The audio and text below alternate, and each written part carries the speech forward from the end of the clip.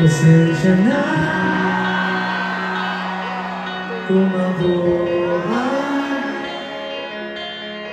di na sasalita. Hindi ko kaya sabihin ang aking nadarama.